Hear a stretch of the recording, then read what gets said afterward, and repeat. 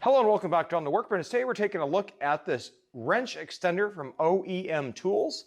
This is something I've been interested in for a while. A long time ago, there used to be a tool company called Monster that had a nifty looking wrench extender. I never got a chance to buy one of those, but this is something since then I've been at least looking at and stumbled across this not that long ago. Thought I'd pick it up. I don't have a specific use for it, but this is one of those things that you don't know that you have a use for it until you have a use for it. So let's take a look and see what you get in this packaging. It's obviously very generic and nondescript. I had to order this online. I'll put a link down below where you can pick up one of these too. I'm not sure this is available through all the retail channels that you might expect, so it comes nicely wrapped there out of the package. And what we've got here is a smooth barrel, if you will, kind of like a ratchet handle, and a bare metal grip here. No comfort handle on here. Would be nice if you could get one of these that had like a comfort grip handle, if you will. And so what this is designed to do is to cradle a wrench right here in those pawls. So I'm going to take, just to get started here, a 19 millimeter wrench. To me, this is kind of the sweet spot where I think this would perform best, because if you're trying to get something off, I feel like the 19 millimeter wrench is always just a little too short for my liking. And so if you're trying to get something off here, you just take your wrench, cradle it around, and then be able to turn just like that. Or you could obviously go the other direction by flipping it around, so you can go either way. And latches right on, relatively easy. So obviously we saw it work just fine with this Craftsman raised panel ratchet. That's the Made in USA one for those that are keeping track. Now here's the Craftsman V series wrench. This is a lot like the Mac Tools wrenches, but this has a very different profile here, a little bit flared in the middle. And let's go ahead and put this in like that. No problem here. Flip it around. And even with that slightly unique offset head there in the back, still no problem, works just fine. So we're good there. Let's take a look at a VIM wrench. This is a external Torx wrench.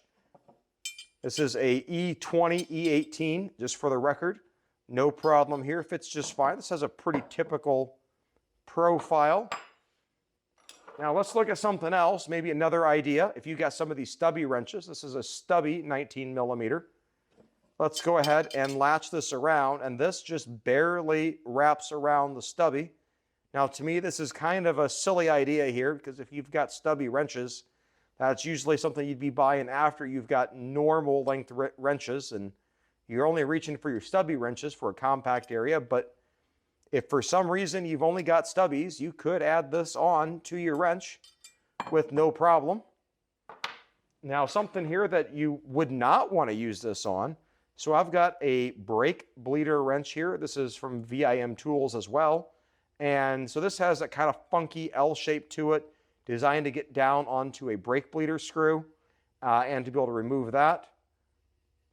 And if you have to put this onto a brake bleeder tool, you've got some bigger troubles with your brake bleeder screw that you're about to break, if that's going to be the issue. Would this work? Yes, it would work, but I cannot advise that that is a good idea to do with a brake bleeder wrench. And so really you've got a lot of options for what this can add on. So let's get the tape measure here. And with the tape measure, we'll go from basically the center of this, or maybe even the back of it there. It adds 13 inches to the back of the handle.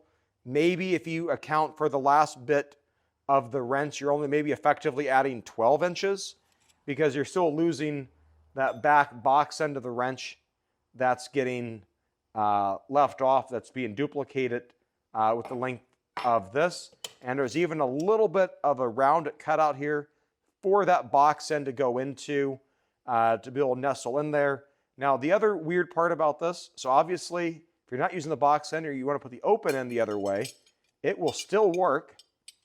But there are some wrenches like this Craftsman V series where the head is offset. You can see where that's significantly offset, that in one direction that won't work, but the other direction it will. And this also has that awkward offset angle the other direction, which is great for certain applications. You look at the more standard offset where there's that, what's that, a 15 or 18 degree offset there. So if we flip that around, nestle that in there, no problem on that standard centered offset. If you flip that either direction and everything's fine, but the only one that we really run into trouble with is where that offset head is, or where the head is offset by a decent amount. Flip this around, just like that, nestles in there just fine. Nestles in there just fine. But that head is centered on the wrench, whereas on this one, it is not centered. So that's just a little something to be aware of there with the type of wrenches you're trying to put this on. And that's also why it's usually a good idea to have a handful of different sets of wrenches. Sometimes you want ratcheting wrenches. Sometimes you want stubby wrenches. Sometimes you want regular wrenches. Sometimes you want these funky offset wrenches that have a different geometry just to help you get to just that right spot. And so I thought adding this to my toolbox would be just another thing I would have to help me to find the right wrench combination for working on some weird positions. I had to replace some suspension bolts a while back on a, we'll call it a Chevy Trailblazer Saab 9/7 a couple years ago. And that was just ridiculously difficult to get the open end of the wrench on, couldn't put a box end. And that's the time where I really could have used this. There's a few other styles of these I've seen where you can put a pry bar into one end, but I feel like on those, it depends on what angle they put the little slot in, you know, where the pry bar goes into. And I just like this because I thought it looked kind of beefy and stout with the cylindrical ratchet style handle. And so that's what I picked up. I'll pull a link down below if you're interested in finding one of these. I'm curious if you used one of these OEM tools or maybe one of the other ones that have been similar to this, like the old Monster one. Put a comment down below. Did you love it? Did you hate it? Did you have trouble with it? Was it useful? It's probably not a go-to tool, but something I thought was interesting I'll share with you today.